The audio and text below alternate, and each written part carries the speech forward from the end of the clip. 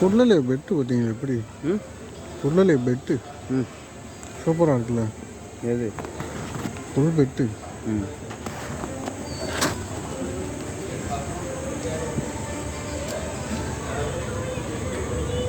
நம்ம விட்டா லேசாக வளர்ந்தா மேலே ஏறி ஒரு மிதி மிதிச்சு விட்டு என்ன சொல்கிற? நம்ம என்ன செய்யும்? மிதி தொங்க விட்டுற மாட்டோம். வயலுக்கு ஐ பூ அப்படின்னு வச்சு விட்டுருவோம். சரியா போகும்.